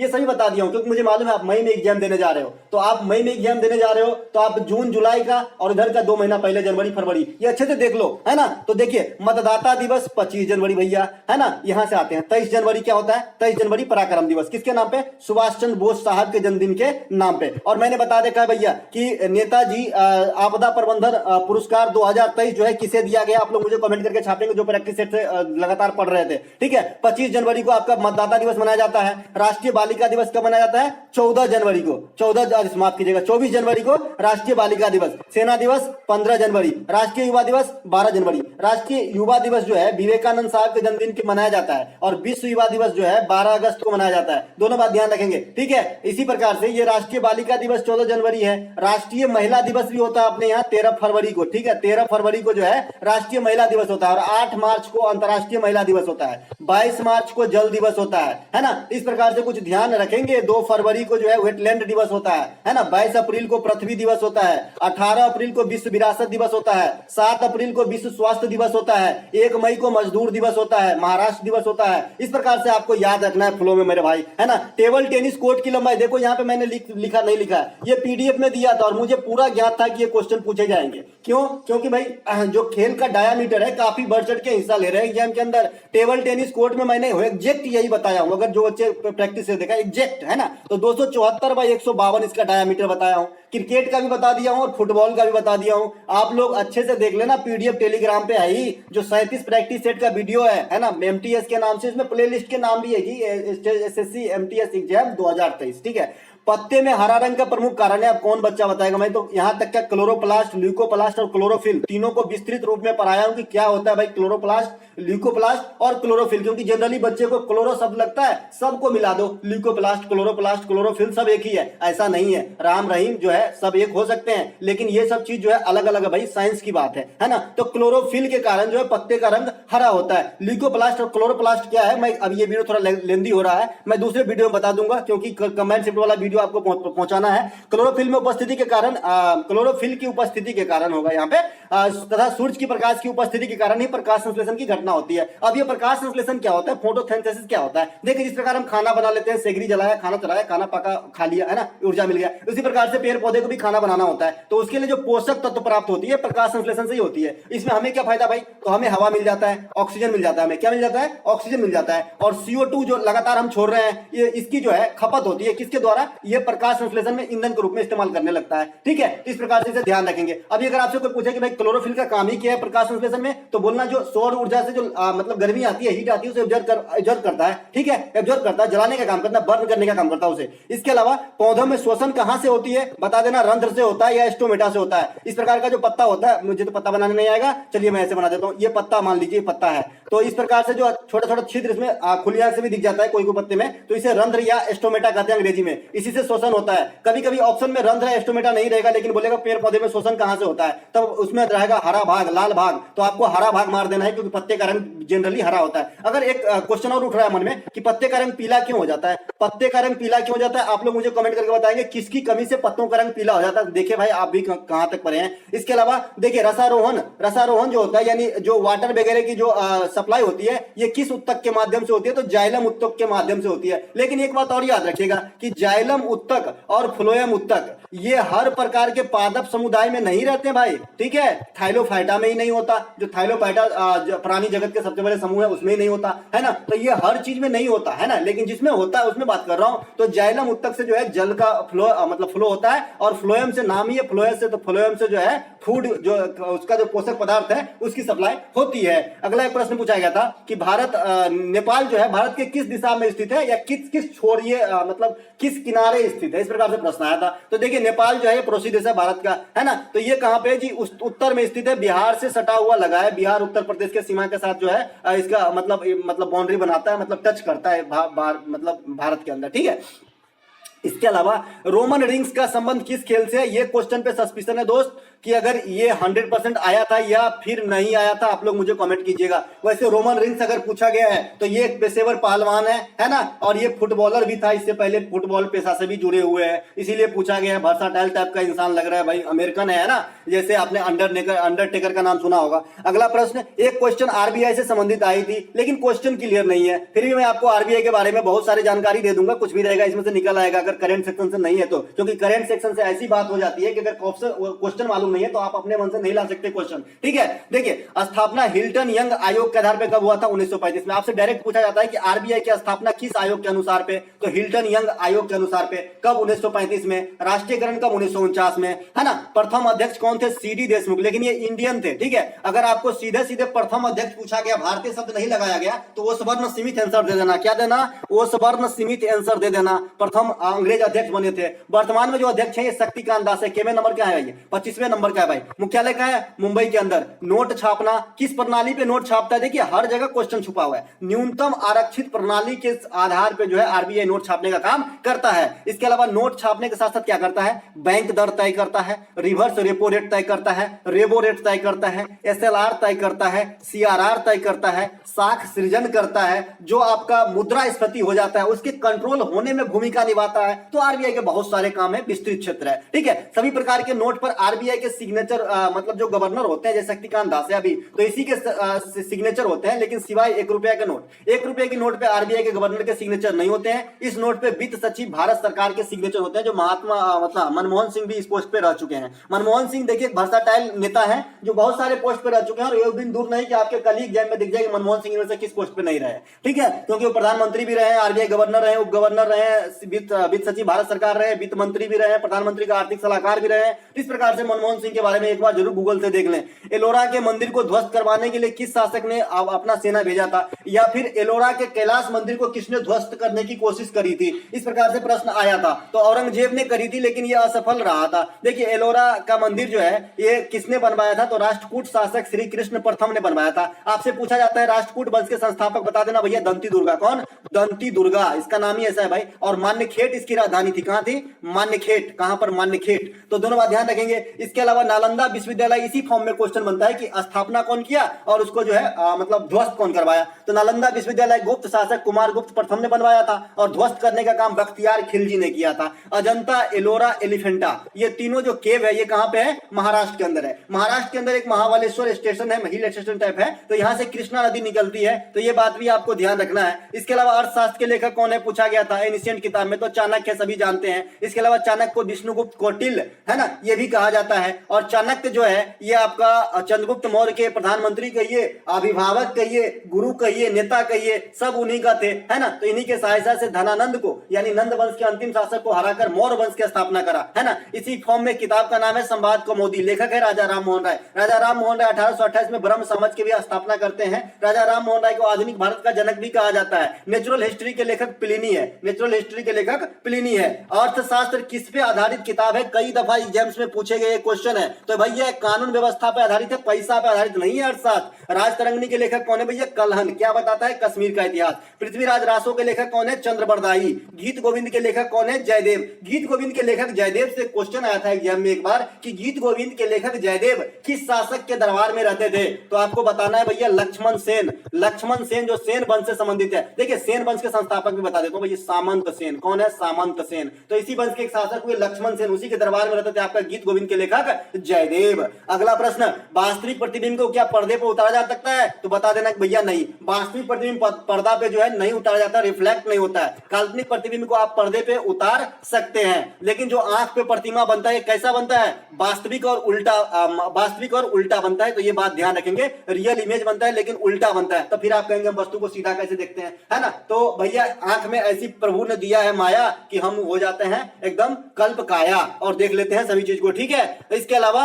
अगला एक प्रश्न, 2011 के अनुसार सर्वाधिक लिंगानुपात किस राज्य के? तो इसीलिए मैं एक्स्ट्रा फैक्ट इसमें नहीं रखा क्योंकि आप सब जानते हैं केरल है। सर्वाधिक जो साक्षरता दर है ये भी केरल का है। निम्न शिशु मृत्यु दर होना अच्छी है स्वास्थ्य के लिए, तो ये भी केरल है। यानी जो भी अच्छाइयां हैं केरल के अंदर है। इसके अलावा सबसे ज्यादा गरीबी, सबसे ज्यादा जनसंख्या घनत्व, तो ये कहां पे है? बिहार के अंदर है। सबसे ज्यादा कम लिटरेसी रेट, ये भी बिहार के अंदर है। आई होप मैं बिहार का हूं भाई, कुछ दिन में मेरा भी दिन बदलेगा। शिक्षा के अधिकार किस अनुच्छेद में वर्णित है? तो अनुच्छेद 21 के ए में है। और ये कब लगाया गया था? 86वां संविधान संशोधन 2002 के द्वारा, जो मैं अभी बात में जिक्र कर लिया था। मोहिनीअट्टम नृत्य से एक प्रश्न आया था कि किस देवी देवता से संबंधित है या प्रेरित है, तो भगवान विष्णु संबंधित है, इससे पहले बता दिया। केरल से जो है मतलब जुड़े हुए हैं, केरल का शास्त्रीय नृत्य, भगवान विष्णु की पूजा होती है। भरतनाट्यम में शिव की होती है, मणिपुरी में कृष्ण राधा की होती है। इस प्रकार से आपको ध्यान रखना है ना।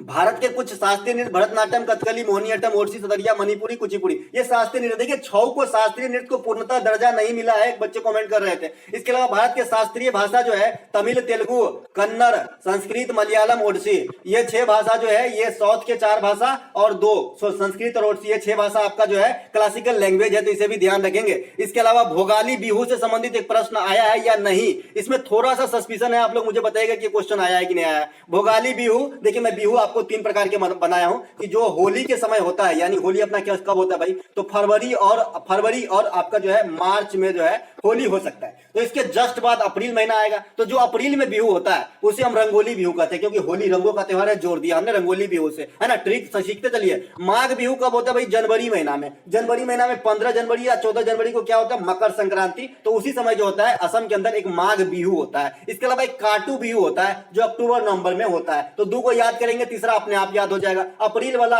होली के समय तो रंगोली बिहू, और इसके बाद जो मकर संक्रांति यानी जनवरी में फिक्स होता है, तो उस समय जो होता है उसे माघ बिहू कहते हैं, क्योंकि माघ का महीना चलता रहता है, नाम से स्पष्ट है। ठीक है, तो ये को छूट गया था, अपने आप याद कर लेंगे। तो दोस्तों ये थे आज के थर्ड शिफ्ट में ऐसे ही प्रश्नों के एनालिसिस। अगर आपको अच्छा लगे हो तो लाइक कर लीजिएगा, चैनल पे पहली बार विजिट करें तो सब्सक्राइब भी कर लीजिएगा, और अपने दोस्तों को जरूर बताइएगा दोस्तों, क्योंकि मैं नहीं चाहता कि ये आप ही तक सीमित रहे, दूसरे तक भी पहुंचे, इसका सब लाभ ले। देखिए दोस्तों, निस्वार्थ भाव से आपकी सेवा कर रहा हूं, अगर आपको लग रहा है ऐसा तभी आप लाइक करें। मिलेंगे एक नए वीडियो में कंबाइंड शिफ्ट वाले में, तब तक के लिए जय हिंद।